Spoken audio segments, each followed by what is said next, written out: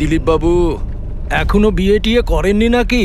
হ্যাঁ, আর তাছাড়াও তোর মতো ফালতু পুলিশ অফিসারের সাথে কোন মেয়ে বিয়ে করতে চাইবে?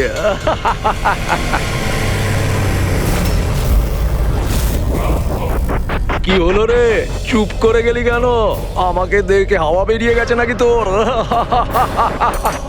তোর থেকে বড় জিরো জিরো আমি আমার জীবনে আজ পর্যন্ত দেখিনি। এ কাতিয়া, নিজের মুখটা একটু বন্ধ কর। তুই জানিস দিলীপ স্যারের পুলিশ ফোর্সে কত সম্মান আছে? ভীষণ ভালোভাবে সেটা জানি, কতটা সম্মান আছে। কি রেগে গেছিস আমার উপর? মারবি আমাকে? হ্যাঁ হ্যাঁ, মার আমাকে, মার দেখি। ভয় পাচ্ছিস কেন? আমাকে তো বাঁধা আছে, তোর হাত তো খোলা, দেখি কত সাহস। এই দেখাবো তোকে। এই হাবিলদার,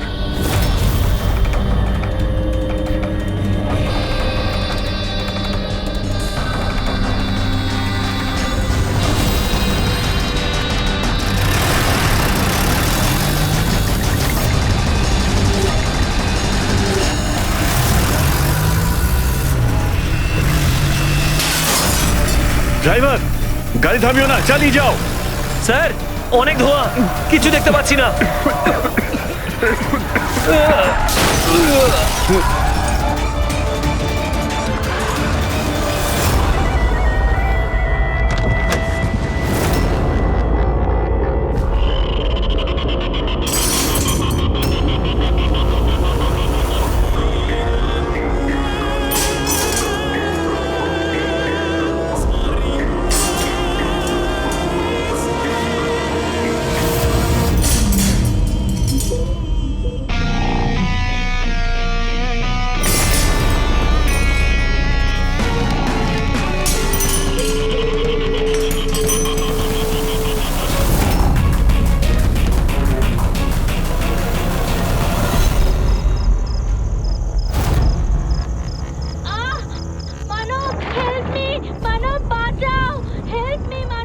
ভয়ঙ্কর সিরিয়াল কিলার কাতিয়া জেল থেকে পলাতক। দুদিন আগে ওকে যখন পুলিশ ভ্যানে ট্রান্সফার করা হচ্ছিল, সেই সময় নিজের কিছু সঙ্গীর সাহায্যে কাতিয়া সেখান থেকে পালিয়ে যায়। পুলিশ সকলের উদ্দেশ্যে জানিয়েছে সবাই যেন সচেতন থাকে এবং সজাগ থাকে। দরজা এবং জানলা ভালোভাবে বন্ধ রাখবেন। কাতিয়ার উপর রয়েছে 17টি খুনের অভিযোগ, আর ওর বিশেষত্ব হলো মার্ডার করার আগে ও একটি গান গায়। এই আলো চলে গেল কি করে?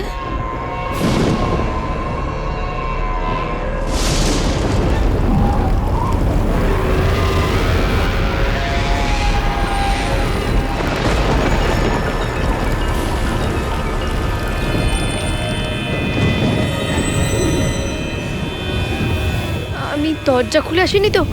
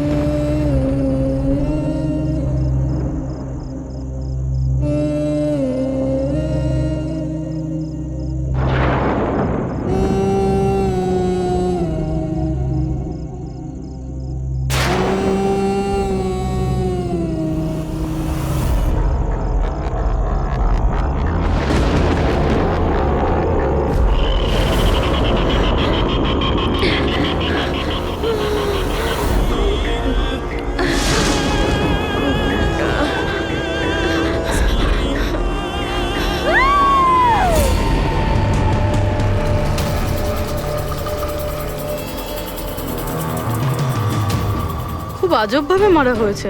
চোখে কাপড় বাঁধা, কিন্তু চোখ খোলা আছে। কাতিয়া, এইভাবে শুধু একটাই লোক খুন করে, কাতিয়া।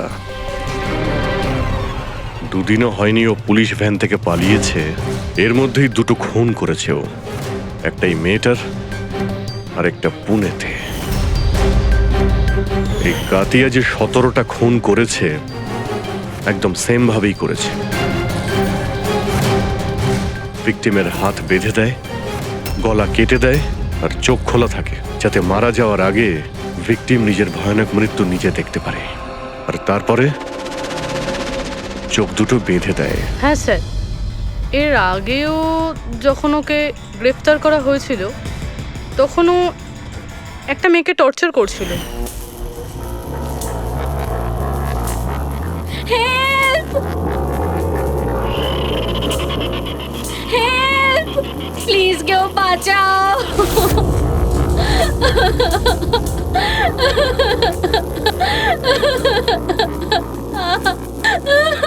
হেল্প! প্লিজ কেউ বাঁচাও! হেল্প!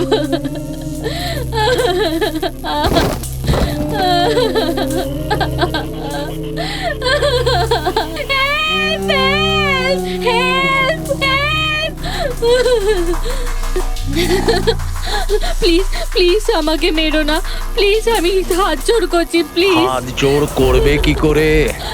তোমার হাত তো বেঁধে রাখা। আমি তোমার কি ক্ষতি করেছি? জানো তোমার অপরাধটা কি? তোমার অপরাধটা হলো তুমি খুব ভালো, ভীষণ সুন্দরী। কাঁদবে না, না, চোখ বন্ধ করো, কারণ যখন তোমার লাশ ওরা পাবে তখন তোমার মুখটা এরকমই যেন সুন্দর দেখতে লাগে। আর তোমার চোখ দুটো যে শেষবারের মতো দেখবে সেই মানুষটা আমি হব। তোমার রক্তের এক একটা বিন্দু যখন বাইরে আসবে, যখন তোমার শ্বাস বন্ধ হয়ে যাবে, তারপর আমি তোমার চোখ বন্ধ করে দেব এটা দিয়ে।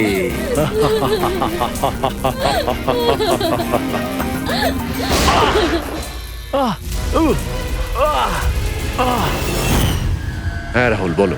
স্যার, আমাদের কফি খেতে যাওয়ার কথা ছিল। পিক করতে যখন আমি এখানে এলাম, ঘরের বেল বাজালাম কিন্তু বাজলো না। বাড়ির দরজা খোলা দেখে আমি ভেতরে চলে এলাম, এসে দেখি মালিনী। স্যার, বেলটা বাজবে কিভাবে? বাড়ির ইলেকট্রিসিটি কাটা রয়েছে, তাও মিটার বক্স থেকে। এবার খুনিকে খোঁজা শুরু করব কিভাবে?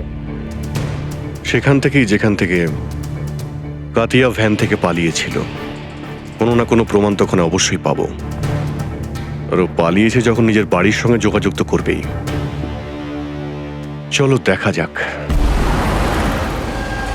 স্যার, এটা সেই জায়গাটাই যেখানে স্মোক বম ফেলা হয়েছিল। আর আমাদের গাড়িটা এখানে এসে থেমেছিল স্যার। গাড়ি এখানে প্রথম থেকেই অপেক্ষা করছিল ভ্যান আসার জন্য। Yes sir. তার মানে স্যার ওরা জানতো যে কাতিয়াকে কখন এখানে আনা হবে। একদম স্যার। আর পুরো প্ল্যানিং এর সাথে আক্রমণ করা হয়েছিল। আচ্ছা, তোমরা এই ভ্যানটা সেন্ট্রাল জেল থেকে নিয়ে আসছিলে না? Yes, sir. মানে এই দিক থেকে? হ্যাঁ। এই দিক থেকে এসে এখানে এসে রাইট নিয়ে নিল, আর স্মোক বোম এই জায়গাটায় ভ্যানের ভেতরে পড়েছিল। ডান দিক থেকে বোমটা ফেলা হয়েছিল। ডান দিক মানে এই দিক থেকে? Yes sir. স্যার, মনে হয় বমটা এখান থেকে ফেলেছিল। এখান থেকে? পঙ্কজ, যেখানে তুমি দাঁড়িয়ে আছো ওখান থেকে এই রাস্তাটা নজরে আসছে? না স্যার। আসছে না? যদি ওখান থেকে রাস্তাটা নজরে না আসে তো এত অ্যাক্টিভেট কেউ কি করে হবে? যে রানিং গাড়িতে কেউ বোম ফেলে দিল, মুশকিল আছে। এটা ঠিক বলছেন স্যার আপনি। না দেখে এভাবে অ্যাকুরেটলি বম ছোড়া ইম্পসিবল। তার মানে ওর নিশ্চয়ই কোনো দ্বিতীয় সাথী ছিল। কেউ হতে পারে রাস্তার ওপারে দাঁড়িয়েছিল, হয় ওপার থেকে ইশারা করেছে, আর না হলে ফোনে কন্ট্যাক্ট করেছে।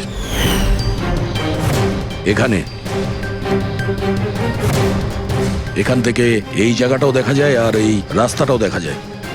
যে ইশারা করেছিল সে নিশ্চয়ই এখানে ছিল, এখানেই ও ছিল।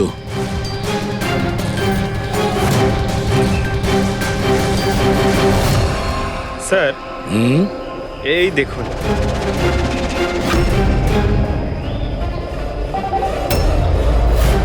এখানে কেউ দাঁড়িয়ে ছিল স্যার, পান মশলা খেয়েছে। এখানে আরো প্যাকেট আছে, তুলে নাও এগুলো। পঙ্কজ, এই পান মশলার প্যাকেটগুলো ডক্টর সালুকের কাছে পাঠিয়ে দাও।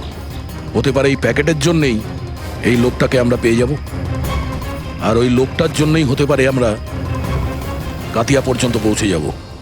কাতিয়া কাতিয়া কাতিয়া, কান পচে গেল কথাটা শুনে। কাতিয়ার বোন বলে কি সারা জীবন ওর পাপের বোঝা বইবো? কেউ আমার সাথে সম্পর্ক রাখে না, আমাকে বিয়েও করতে চায় না। ঠিকই তো, এক খুনির বোনকে কেউ কেন বিয়ে করবে? আরে আরে আরে ম্যাম, আপনি কোথায় যাচ্ছেন? স্যার স্যার, বললাম তো ওখানে কেউ নেই। শান্ত হও, সব জানতে পারা যাবে।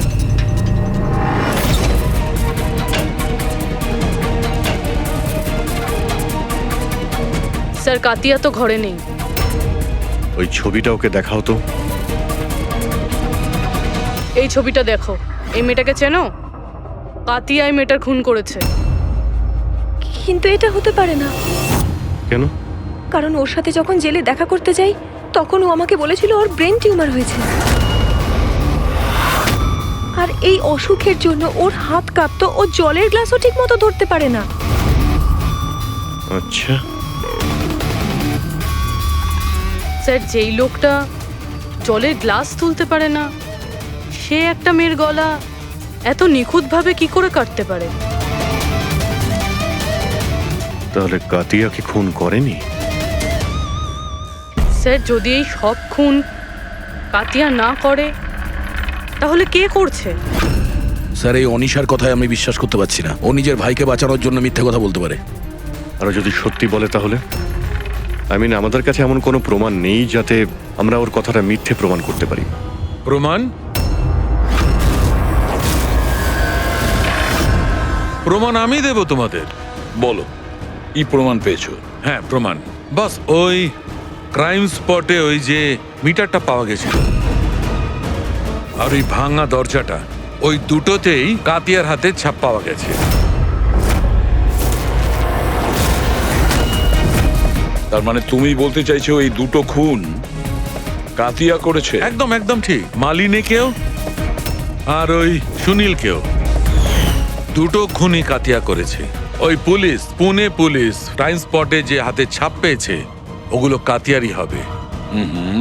আর ওই পান মশলার প্যাকেটের উপর সেখানে কার আঙ্গুলে ছাপ আছে? সেই ব্যাপারে এখনো চেকিং চলছে, তোমাকে জানাচ্ছি। কি হলো অভিজিৎ, কি ভাবছো? এখনো বিশ্বাস হচ্ছে না? অনিশা আমাদের মিথ্যে কেন বলতে যাবে? ও ভালো মতোই জানে 2 মিনিটও লাগবে না ওর দাদার বিরুদ্ধে আমাদের প্রমাণ জোগাড় করতে। তাহলে ও আমাদের মিথ্যে গল্প কেন শোনাতে যাবে? হতে পারে এই কাতিয়ার বোন অনিশা মিথ্যে বলছে আমাদের। আবার এটাও হতে পারে যে খুনি অন্য কেউ, যে কাতিয়ার খুন করার পদ্ধতিটা খুব ভালো করে জানতো, আর ব্যাস ও কাতিয়ার টেকনিক অ্যাপ্লাই করে এসব করেছে। কপিক্যাট কিলার? হ্যাঁ পুরবি, কপিক্যাট কিলার। এবার এই কাতিয়ার ব্যাপারে পুরো ঠিকুজি বের করতে হবে, ওর পুরো কুষ্টি ঠিকুজি খুঁজে বের করতে হবে। আর এই সব ইনফরমেশন আমাদের শুধু একজনই দিতে পারে। কে স্যার?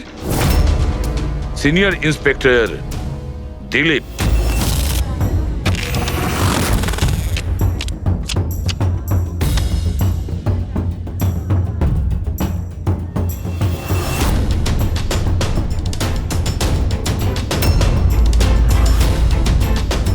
ভাগ্যটাই যদি ধোঁকা দেয় তাহলে কি করব? খুব বাজে তাস পেয়েছো, মনে হচ্ছে ভাগ্যটা মন্দার দিকে। এখন পুলিশ ফোর্সে আমার থেকে মুখ ঘুরিয়ে নিল, যার জন্য 30টা বছর নিজের জীবন দিয়েছি। তার ভাগ্য ভালো আর খারাপ দিয়ে কি হবে? মানুষ তার ভাগ্য নিজেই তৈরি করে। Senior inspector Dilip. ACP sir. আরে আপনি এখানে কিভাবে স্যার? এই জায়গাটা আপনাকে শুট করে না স্যার। তুমি জানো তো আমি এখানে কেন এসেছি? জানি স্যার, কিন্তু আমি আপনাকে কোনো সাহায্য করতে পারবো না কাতিয়াকে ধরতে। দিলীপ, আমি জানি যে তুমি হতাশায় ভুগছো। পুলিশ থেকে সাসপেন্ড করার পর। হতাশা? হতাশা খুবই ছোট একটা শব্দ। সমস্ত জীবনটা আমি পুলিশ ফোর্সকে দিয়েছি স্যার। আর কি দিয়েছে পুলিশ ফোর্স আমাকে? আমার যোগ্যতাকে সন্দেহ করেছে। ওরা ভুলে গেছে আমি সেই যে প্রথম কাতিয়ার মতন খুনিকে ধরেছিল। এবার দ্বিতীয় সুযোগ এসেছে তোমার নিজের হারানো সম্মান ফিরে পাওয়ার জন্য। দিলীপ, আমরা একসাথে মিলে কাতিয়াকে ধরবো। বলো রাজি?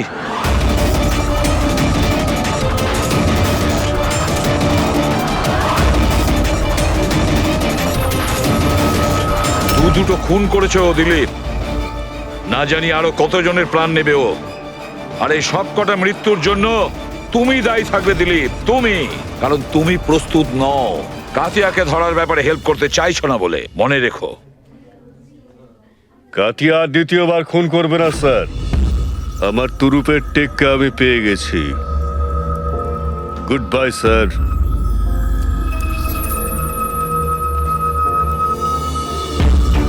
উনি তো এসিপি প্রদ্যুমান, তাই না? এখানে কি করতে এসেছিল? আমাকে কর্তব্যের শিক্ষা দিতে এসেছিল। তুই বল, কাজ হয়েছে নাকি? হ্যাঁ, কাতিয়া খুব শীঘ্রই এসে পড়বে নিজের গার্লফ্রেন্ডের সাথে দেখা করতে। কোথায় আসবে?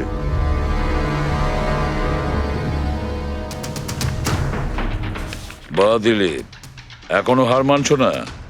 এখনো কাতিয়াকে ধরার চেষ্টা করছো?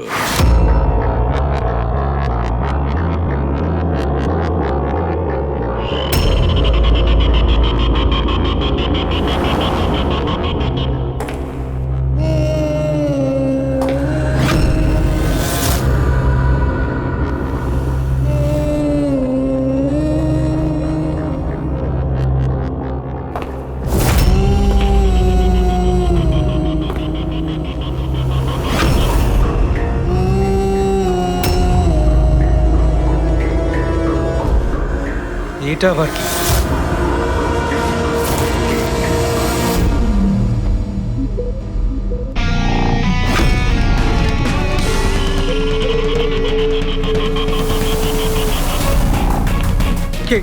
কে তুমি?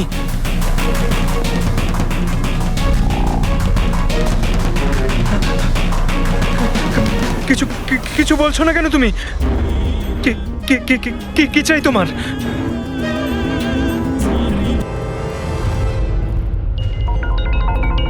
দীপা, সত্যি তুমি এতটা ইরেসপন্সিবল কি করে হলে? স্টাফ রুমে মোবাইল ফেলে গেছো? ওহো বাবা, হয়ে যায় কখনো কখনো, তাতে তো রেগে যাওয়ার কি আছে?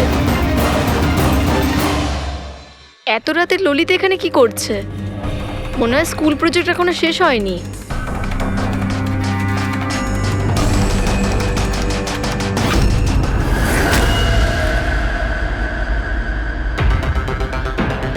ঠিক সেই রকম গলা কাটার সেই দাগ, খোলা চোখে পট্টি, আর এই হাতে দড়ি বাঁধার দাগ, এটা নিশ্চয়ই কাতিয়া করেছে। তার মানে স্যার, খুনি আমরা যেরকমটা ভাবছিলাম আদতে সেরকম কেউ নয়। আমার তো মনে হচ্ছে এই কাতিয়াই এই খুনগুলো করছে। না ফ্রেডি, কিন্তু স্যার, এই সুনীল, মালিনী আর এখন এই ললিত, এদের একে অপরের সঙ্গে কি সম্পর্ক? প্রয়োজন নেই নিজেদের মধ্যে সম্পর্ক রাখার, কারণ এই কাতিয়া যে কোনো কাউকে কোনো কারণ ছাড়াই, কোনো ভাবনা চিন্তা না করেই মেরে দেয়। স্যার আসুন। স্যার, ইনি এখানকার ওয়াচম্যান।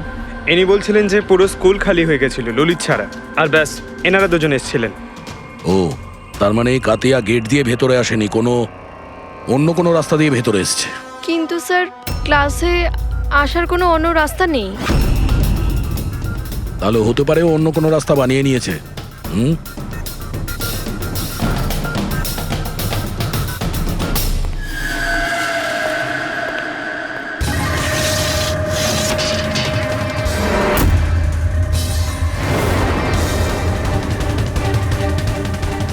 ক্লাসরুম ফার্স্ট ফ্লোরে। এখান থেকে কাতিয়া খুব সহজেই উপরে এসছে।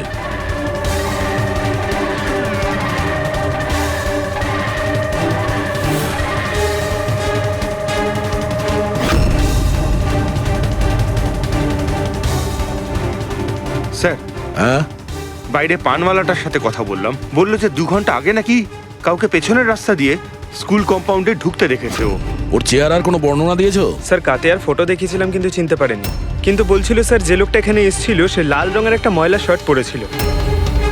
আচ্ছা, এরকম কি? হ্যাঁ স্যার। এটা এখানে আটকে ছিল, হতে পারে উপরে ওঠার সময় বা নিচে নামার সময় আটকে গেছে।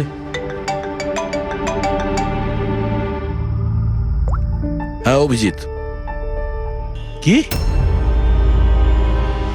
ঠিক আছে, হ্যাঁ আমাকে আপডেট দিতে থেকো। কি হয়েছে স্যার?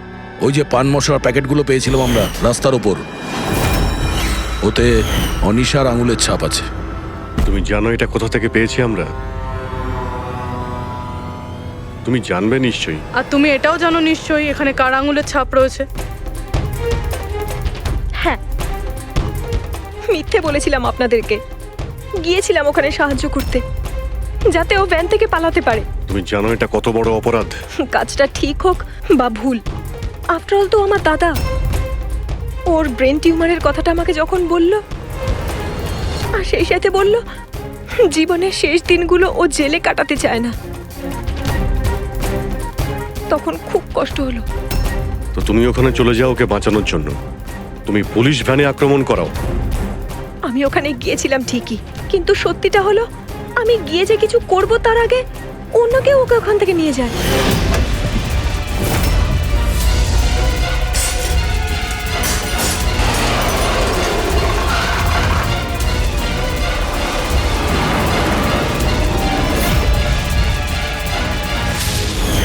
তুমি কাউকে এই ব্যাপারে কিছু কি বলেছিলে যে কাতিয়া জেল থেকে পালাতে চায়? ওর কোনো বন্ধু নেই, সবাই শত্রু। আচ্ছা, তাহলে স্যার কে সাহায্য করছে ওকে পালানোর জন্য? যে একবার মিথ্যে বলতে পারে সে তো আবার মিথ্যে বলতে পারে। এর উপর নজর রাখতে হবে। দিলীপ, এই দুটো খুন ছাড়াও 17টা খুন, আরো 17টা খুন করেছে। যে করেই হোক ওকে থামাতে হবে। একটা খুব সাধারণ অপরাধীর জন্য আমাকে ফোর্স থেকে বার করে দেওয়া হয়েছে। তুমি ভুলে গেছো তোমার নিজের শপথ, যখন তুমি প্রথম পুলিশের ইউনিফর্ম পরেছিলে? ভুলে গেছো? ধিক্কার জানাই তোমাকে। স্যার, আমি এখানে মদ খেতে নয়, আমি এখানে তদন্ত করতে এসেছি।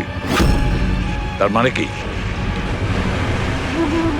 এক খোঁচর আমাকে বলেছে কাতিয়ার গার্লফ্রেন্ড প্রায়শই এখানে আসা যাওয়া করে। আমি ওকেই খুঁজছি স্যার। আমি সন্দেহ করছি যে কাতিয়া আসল খুনি নয়, এ কোনো কপিক্যাট কিলার যে কাতিয়াকে নকল করছে। মানে কপিক্যাট কিলার? হ্যাঁ দিলীপ। স্যার, একটা উপায় আছে এই ধরনের নকল খুনিকে ধরার। কি? একটা ব্যাপার আছে যেটা শুধু আমি আর কাতিয়া জানি স্যার, মিডিয়া জানে না স্যার। কাতিয়া প্রত্যেকটা খুনের পর পরিষ্কার করে স্যার, আর প্রত্যেকটা খুনের পর ও স্নানও করে স্যার। এই কথাটা কেউ জানে না স্যার, শুধু আমি আর কাতিয়াই জানি sir. Fantastic, fantastic. Hello Abhijit,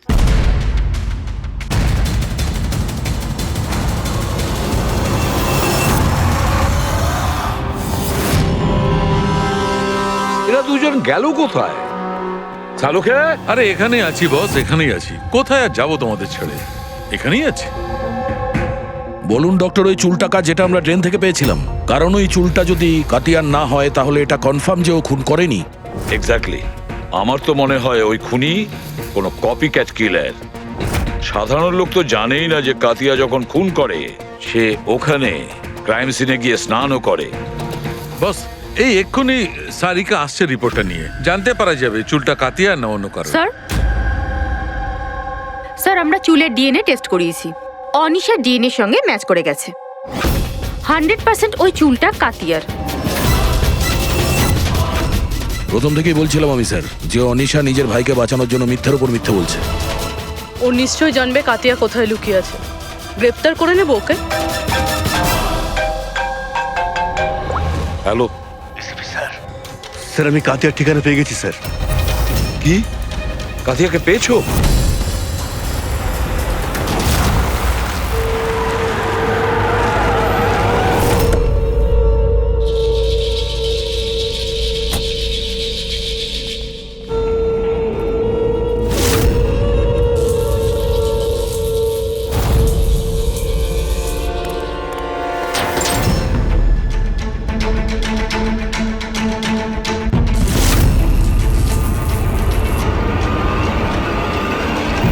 sir গুলি চালাবেন না স্যার। স্যার আমি। কাতিয়া কোথায়? ওইদিকে।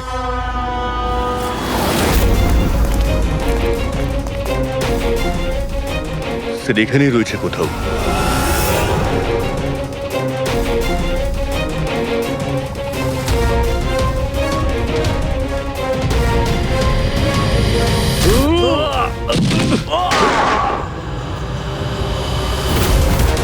দিলীপ তুমি ঠিক আছো তো? দিলীপকে হসপিটালে নিয়ে যাও, সাবধানে।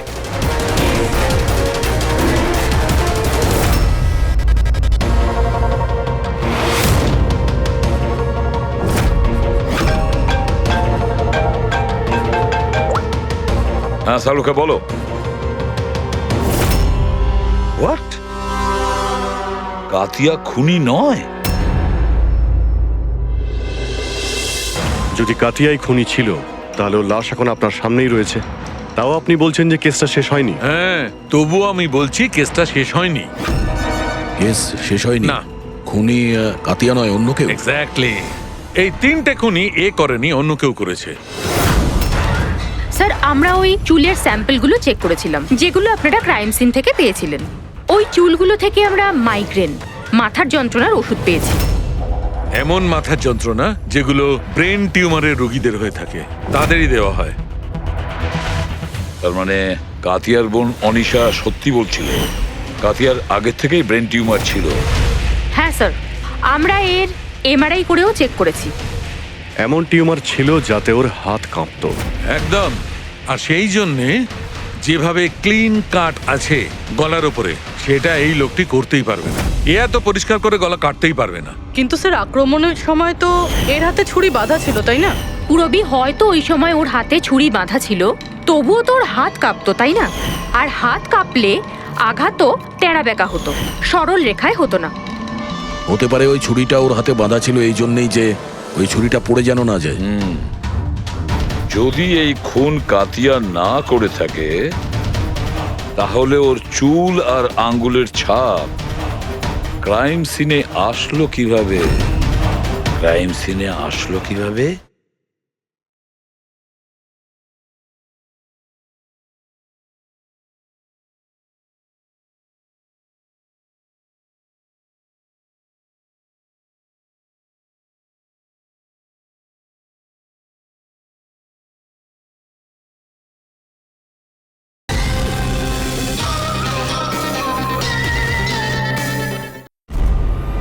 কেন? কি উদ্দেশ্য থাকতে পারে এই কপিক্যাট কিলারের খুন করার জন্য? স্যার এই 3জন ভিকটিমের মধ্যে কোনো সামঞ্জস্য নেই, কিছুই কমন নেই। আর এই সুনীল, ও তো থাকতোই অন্য শহরে, পুনেতে। হ্যাঁ স্যার, না তো এদের স্কুল কলেজ এক, না তো কাজ। একজন ইঞ্জিনিয়ার, একজন সিএ। এই সোশ্যাল মিডিয়াতে কি তুমি দেখেছো যদি কোনো কমন ফ্রেন্ড থাকে? স্যার কোনো কমন ফ্রেন্ড নেই, চেক করেছি আমি। কিন্তু স্যার খুনি এই 3জনকেই কেন টার্গেট করেছিল? সেটাই তো। কেন? স্যার ডেকেছিলেন আমাকে? হ্যাঁ রাহুল, এসো। এই ফটো দুটো ভালো করে দেখো। এ সুনীল আর এ ললিত, এদের দুজনের মধ্যে কাউকে তুমি চিনতে কি? একটু মন দিয়ে দেখো, মনে করো। না স্যার। কিন্তু কেন? আমি সন্দেহ করছি এই দুজনকে খুন, মানে সুনীল আর ললিতকেও খুন মালিনীর খুনিই করেছে। কারণ আমাদের মনে হলো হয়তো তুমি জানবে যে মালিনীর কি এদের সঙ্গে কোনো কানেকশন ছিল। স্যার যদি কোনো কানেকশন থেকেও থাকে আমি বলতে পারবো না। তার মানে? কারণ মালিনীকে আমি অত ভালো করে চিনতাম না। 10 বছর আগে একটা পিকনিকে দেখা হয়েছিল, তারপরে আমাদের কোনো টাচ ছিল না। তারপর আমি ওর ছবির সাহায্যে সোশ্যাল মিডিয়াতে আইডি সার্চ করলাম আর ওকে রিকোয়েস্ট পাঠালাম। আমাদের সেদিন কফি শপে যাওয়ার কথা ছিল, কিন্তু এটা দেখুন, 10 বছর পুরনো পিকনিকের ফটো এখনো আমার ফোনে আছে। আচ্ছা, এটা কিনা ড্যাম না লোনাওয়ালাতে? হ্যাঁ স্যার। কিলা ড্যাম, লোনাভলা? Sir 1 minute.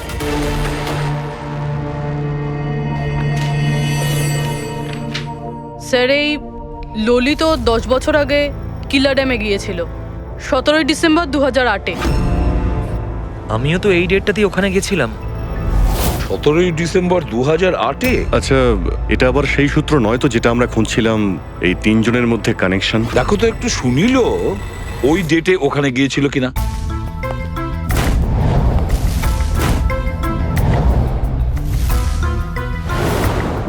হ্যাঁ স্যার, এই সুনীলও গেছিল ওই নিজের কলেজের বন্ধুদের সাথে, ঠিক ওই তারিখেই ওই জায়গাতেই। তিনজনের একসঙ্গে থাকা ওই একই ডেটে, এটা কোনো কোইন্সিডেন্স হতে পারে না স্যার। এক্স্যাক্টলি অভিজিৎ, 17ই ডিসেম্বর 2008। নিশ্চয়ই সেদিন ওখানে কিছু হয়েছিল যার কারণে খুন হয়েছে। হ্যাঁ স্যার, হয়েছিল। স্বাতী নামের একটা মেয়ে কিলা ড্যামের ওপর থেকে ঝাঁপিয়ে আত্মহত্যা করেছিল, আর ওর লাশ ওখানকার পুলিশ পেয়েছিল পরের দিন। স্বাতী? সাথে কি কখনো আপনাকে কিছু বলেছিল কোনো ঘটনার ব্যাপারে, কোনো কোনো টেনশন যার জন্য ওকে এটা বেছে নিতে হয়েছিল? ও আমায় বলেছিল যে কয়েকটা ছেলে ওর সাথে বদমাইশি করেছে। আমি ওকে তখনই বললাম যে তুই বাড়ি ফিরে আয়, কিন্তু ও আসেনি।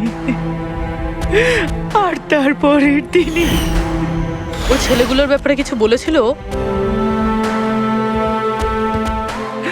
না, আমি অনেকবার জিজ্ঞেস করেছিলাম, কিন্তু ও আমায় বলেনি।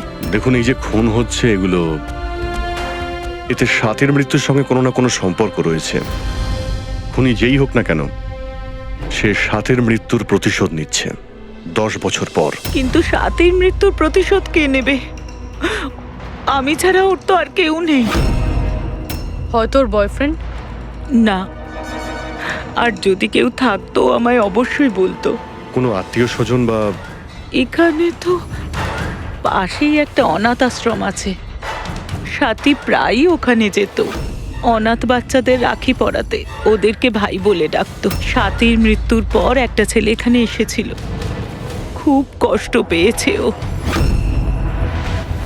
কে ছিল সে, আপনি বলতে পারবেন তার ব্যাপারে? এত বছর পরে আমি ওর মুখ বা নাম তো বলতে পারবো না। আর তারপরে ও আর কখনো আসেও নি। আচ্ছা, কি কি কথা হয়েছিল আপনার মনে আছে? ও শুধু এটাই বলছিল যে ঘটনার দিন সাথী ওকেও ফোন করেছিল, সব কিছু বলেছে ওকে। আর ও সাথীকে আত্মহত্যা করা থেকে আটকাতে পারেনি। সাথীর ধর্ম দাদা। আচ্ছা সালুকে একটু তাড়াতাড়ি বলবে? হ্যাঁ হ্যাঁ, 1 মিনিট। জানতে পেরেছি বস, দুটো জিনিস জানা গেছে যাতে করে এই কেসটা বদলে যেতে পারে। প্রথমত হলো এর পেটের মধ্যে আমি দুধ আর ব্রেডের ট্রেসেস পেয়েছি। হ্যাঁ, তাহলে হতে পারে মৃত্যুর আগে দুধ আর ব্রেড খেয়েছিল। এর থেকে কেসের মোড় ঘুরবে কি করে? আরে ভাই, দয়া, আশ্চর্যের ব্যাপার হলো এটাই যে ও মারা যাওয়ার আগে নয়, বরং লাস্ট 3 দিন ধরে এই লোকটা শুধু এই দুটো জিনিসই খাচ্ছিল, এগুলো ছাড়া আর কিচ্ছু নয়। অসুস্থ ছিল, ডক্টর হয়তো এইসবই খেতে বলেছে ওকে। পুরবি এ রোগী তো বটে, কিন্তু ব্রেন টিউমারের রোগী। এ অন্য কিছু খেতে তো পারতো, এ তো পেটের রোগী নয় বস। তবে সব সময় দুধ আর রুটি কেন? আর দ্বিতীয় সূত্র কি পেয়েছেন আপনি? দ্বিতীয়ত এর এই দেখো নখের মধ্যে কিছু একটা লেগে আছে না বসের? নখের মধ্যে থেকে আমি অনেক ময়লা আর রক্তের চিহ্ন পেয়েছি। ওর নখগুলো দেখে আমার মনে হচ্ছে যে ও কোনো জায়গা আঁচড়াচ্ছিল। এই দেখো, নখে রক্তও লেগে আছে। মানুষ এরকম খারাপ ভাবে নখ দিয়ে আঁচড়ানোর চেষ্টা করে তখনই যখন সে কোনো বদ্ধ জায়গা থেকে প্রাণপণ বেরোনোর চেষ্টা করে। হ্যাঁ স্যার, তার মানে এই কাতিয়াকে কোথাও ধরে রাখা হয়েছিল, আর সেই কারণেই ওর পেটের মধ্যে দুধ আর ব্রেড পাওয়া গেছে। হতে পারে, নিশ্চয়ই হতে পারে দয়া। আর সেই জন্য আমরা ওই 3 জনের মৃত্যুর পর জানতে পেরেছি। এটা হয়নি তো আবার যে ওকে বন্দি করে রেখেছিল সেই এর মাথার চুল আর হাতের নখ রেখে দিয়েছিল আমাদের জন্য, আমাদের বিভ্রান্ত করার জন্য। খুব ভালো প্ল্যান করেছিল স্যার অপরাধী। প্রথমে 3টে খুন করেছে, তারপর কাতিয়াকে বন্দি দশা থেকে মুক্তি দেয় যাতে ওই খুনের অপরাধে এই কাতিয়া ধরা পড়ে। আর এই সব কিছু ওই সাথীর খুনের প্রতিশোধ নেওয়ার জন্য। 1 মিনিট। বস, নখের মধ্যে যে ময়লা ছিল তাতে কালো বালি, ইঞ্জিন অয়েল, আয়রন অক্সাইড পাওয়া গেছে। আমরা যেখানে কাতিয়াকে পেয়েছিলাম স্যার, ওই এলাকাতেই পাশে একটা বিচ আছে স্যার, যেখানে কালো বালি আছে স্যার, আর ওর খুব কাছে একটা শিপিং ইয়ার্ডও আছে।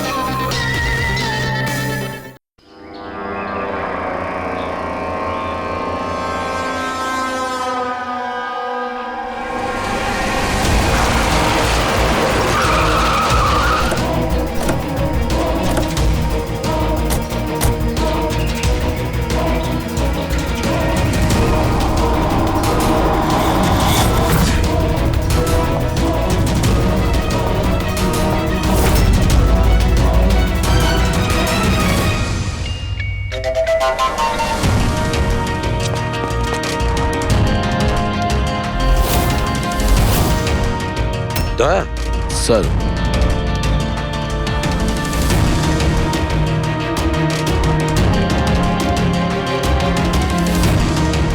কাতিয়া, মনে হচ্ছে কাতিয়াকে এখানেই বন্দি করে রেখেছিল। এটা কি?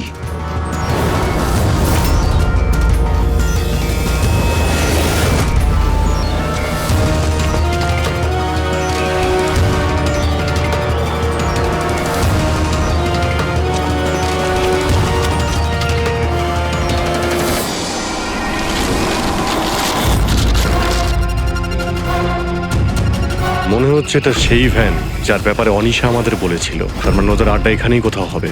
স্যার, হতে পারে এখান থেকে কোনো প্রমাণ পেয়ে যাব। হ্যাঁ, দেখো গাড়ির কোনো পেপার আছে কিনা।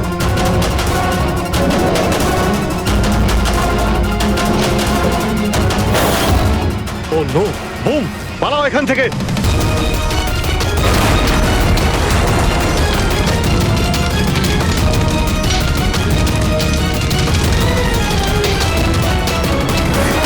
এই, এই, এই, দাঁড়া, এই দাঁড়া! দাঁড়া বলছি, দাঁড়া। কোথায় পালাচ্ছিলি? হ্যাঁ,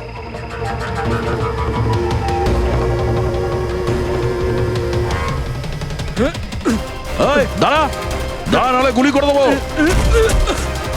কোথায় পালাচ্ছিস? ওঠ।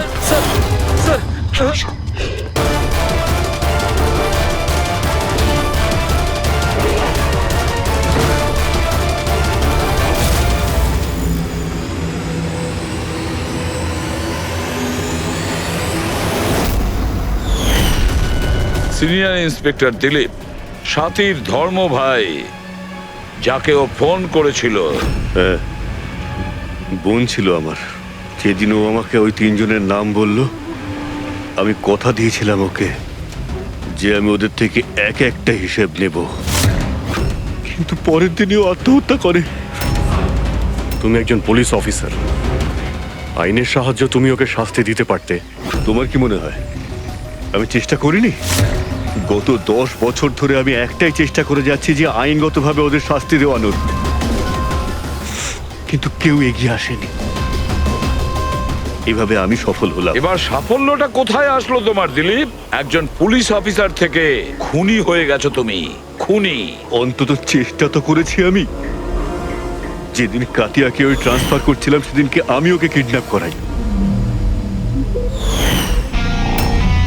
ওই তিনজনকে হত্যা করার পর আমি কাতিয়াকে ছেড়ে দিই, যাতে কেউ আমাকে সন্দেহ না করে। আমি জানতাম যে ও বদলা নিতে নিশ্চয়ই আসবে, আমার উপর অ্যাটাক নিশ্চয়ই করবে, আর ও সেটা করলো। তারপরে যা কিছু ঘটেছে আপনাদের সামনেই ঘটেছে। আমার প্ল্যান পারফেক্ট ছিল। ওর ব্রেন টিউমারের জন্য সমস্তটা গন্ডগোল হয়ে গেল। তুমি ফোর্সে ছিলে, এটা তো অবশ্যই জানতে যে আজ নয়তো কাল আসামি ধরা পড়েই। গত 10 বছর ধরে আমি বোনের হাতে রাখি পরিনি। অ্যারেস্ট হওয়ার কোনো দুঃখ নেই আমার। রাখির সম্পর্ক আর রাখির বন্ধন দুটোর গুরুত্বকেই আমি সম্মান করি, কিন্তু আরো একটা কর্তব্য আছে, ইউনিফর্মের মর্যাদা রাখা। নিজের দেশের প্রতি যে কর্তব্য, সেই কর্তব্য তুমি ভুলে গিয়েছিলে। তুমি পুলিশ অফিসার হওয়া সত্ত্বেও তিনটে খুন করার অপরাধের কি শাস্তি, সেটা তো তুমি খুব ভালো রকম জানো।